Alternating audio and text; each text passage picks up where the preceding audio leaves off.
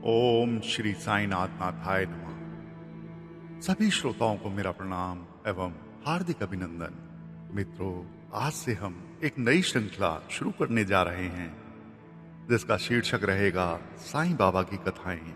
साईं बाबा की कथाओं से मतलब बाबा के जीवन में हुई घटनाएं, भक्तों के अनुभव इत्यादि इस श्रृंखला में शामिल होंगे। तो मित्रों, शुरू करते हैं। सन 1910 में दीपावली के दिन बाबा धूनी के समीप बैठे थे। धूनी प्रचंडता से प्रज्वलित थी।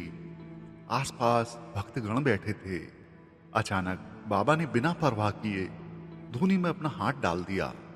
माधवराव दौड़कर आए और उन्होंने बाबा की कमर पकड़कर उन्हें बलपूर्वक पीछे खींचा। तब तक बाबा का हाथ बुरी तरह से झुलस गया था। माधवराव बोले, अरे देवा, आपने यह क्या किया? थोड़ी देर बाद जब बाबा चेतन अवस्था में लौटे तो उन्होंने कहा, अरे श्यामा, तुम नहीं जानते। एक बच्चा अपनी मां की बाहों में से फिसलकर लोहार वाली भट्टी में गिर गया था। लोहार की पत्नी बच्चे को संभालना भूल गई। बालक चंचल था, असावधानीवश फिसल गया। लेकिन श्यामा, उसकी बाह से गिरते ही मैंने शिशु को ऊपर उठा लिया। जब मैं उसे उठा रहा था ऐसा हो गया। हाथ जलता है तो जल जाए, एक अबोध बालक की तो जान बच गई। वर्तमान में जल, थल और नभ में कहां क्या घटित हो रहा है, कहां क्या कार्यकलाप चल रहा है, उसकी समस्त जानकारी साईं को थी। बाबा पूर्ण सर्वज्ञ थे। इसी प्रकार अहमदनगर में दामू अन्ना नाम का एक बड़ा व्यापारी था। उसके मित्र ने उन्हें पत्र द्वारा सूचित किया कि इस वर्ष कपास का काम अच्छा चलेगा, 2 लाख का मुनाफा तो पक्का है। दामू साईं भक्त थे। उन्होंने साईं को पत्र लिखकर परामर्श एवं आशीर्वाद मांगा। बाबा ने दामू के संदर्भ में कहा, क्या वह आकाश को छूने की योजना बना रहा है?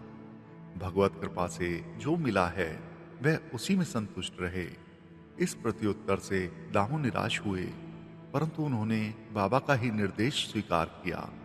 कुछ दिनों बाद दामू शिरडी आए। उन्होंने बाबा से एक दिन पूछा, अनाज का इस वर्ष काम कर लूं? बाबा ने उत्तर दिया, तुम रुपए का 5 सेर खरीदोगे और 7 सेर बेचोगे।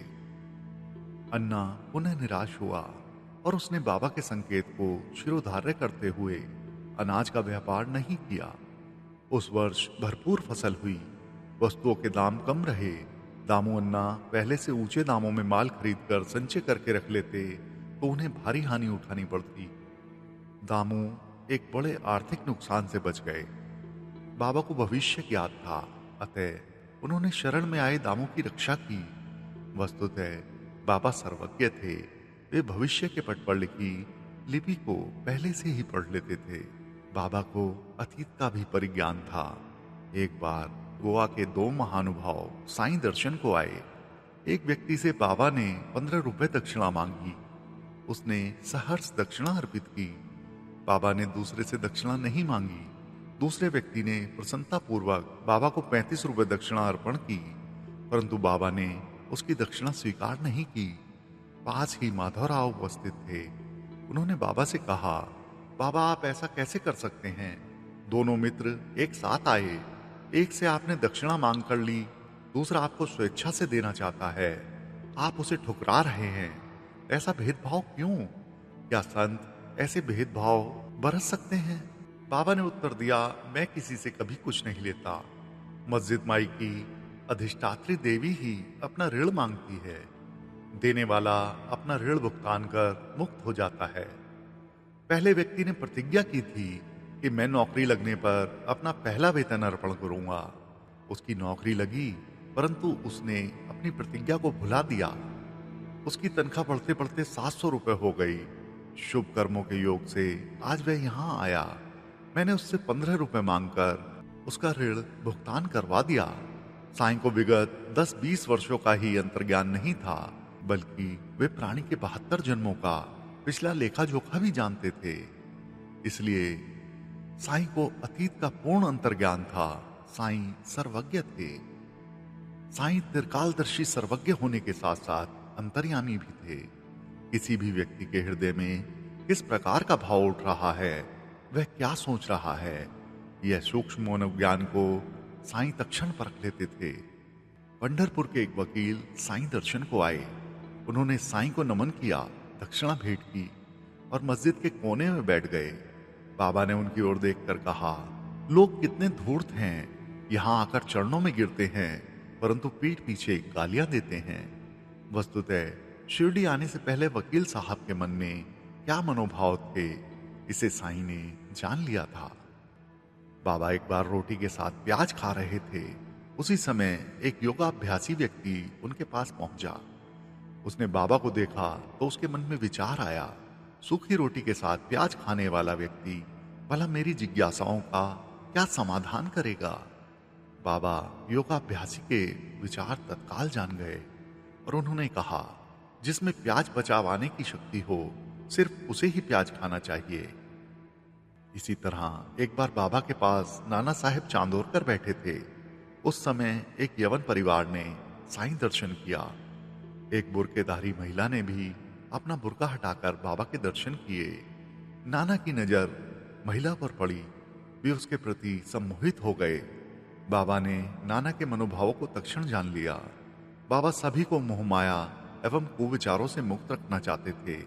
बाबा ने नाना से कहा, नेत्रों का काम है देखना, चित्त को शुद्ध रखो, मन को कोई कष्ट नहीं होगा। वस्तुतः साईं अंतर्यामी थे। वे जन जन के अंतर मन में उठने वाले मनोभावों को सहजता से जान लेते थे। एक बार श्री वासुदेवानंद सरस्वती ने गोदावरी नदी के तीर पर राजमहेंद्री नगर में डेरा डाला। वे टेम्बे स्वामी के नाम से प्रसिद्ध थे। उनके पास निजाम स्टेट के वकील पुंडलिक राव दर्शन हेतु आए। वार्तालाप के दौरान साईनाथ महाराज की चर्चा चल पड़ी। वासुदेवानंद जी ने पुंडलिक राव के हाथों में एक श्रीफल सौंपते हुए कहा, मेरे भ्राता को सादर प्रणाम करना, उनसे कहना कि सदैव मुझ पर कृपा दृष्टि बनाए रखें। मेरी यह भेंट उन्हें सादर दें। पुंडलिक राव ने सहर्ष श्रीफल ले लिया और वासुदेवानंद जी से कहा, मैं इसे बाबा को दे दूंगा तथा आपका संदेश भी कह दूंगा। एक माह के बाद पुंडलिक राव अपने दोस्तों के साथ शिरडी रवाना हुए। वे सभी जब मनमाड पहुंचे तो उन्हें बहुत भूख लगी। वे अपने साथ कुछ खाद्य सामग्री ले गए थे, अतः उसे निकालकर खाने लगे। उनकी खाद्य सामग्री में चिवड़ा भी था जो उन्हें खाने में तीखा लगा, अतः उसका तीखापन कम करने के लिए उन्होंने श्रीफल तोड़ा और चिवड़ा में मिलाकर खा लिया। यह वह नारियल था जो वासुदेवानंद जी ने साईं के लिए भेजा था। इस बात का उन्होंने ध्यान ही न रखा। पुंडलिक राव ने साथियों सहित साईं के दर्शन किए। बाबा ने पुंडलिक राव से कहा, मेरे भाई की भेजी हुई भेंट लाओ। वस्तुतः साईं सर्वज्ञ थे। कहाँ क्या घटित हो रहा है उसकी संपूर्ण जानकारी उन्हें रहती थी। रास्ते में ही नारियल का उपयोग हो गया, यह भी उन्हें ज्ञात था। मित्रों, आज भी साईं लाखों भक्तों की कामनाओं को क्षण भर में परखते हैं और भक्तों की हर सत्कामना को पूरी करते हैं। आज भी साईं लाखों दीन दुखियों की करुण पुकार सुनते हैं और उन्हें परित्राण देते हैं।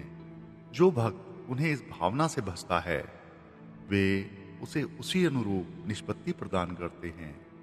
साईं का भक्त आज विश्व के किसी भी कोने में साईं को याद करता है तो साईं उसे तत्काल अनुभूति देते हैं और अपने अस्तित्व का एहसास कराते हैं। साईं केवल दूसरों के विषय में ही परिज्ञान नहीं रखते थे, बल्कि अपने बारे में भी परिज्ञान था। उन्होंने अपने भक्तों को अपने महानिर्वाण से पूर्व ही संकेत 2 वर्ष पहले दे दिया था। वर्ष 1916 में विजयदशमी के दिन शाम के समय साईं अचानक क्रोधित हो गए थे।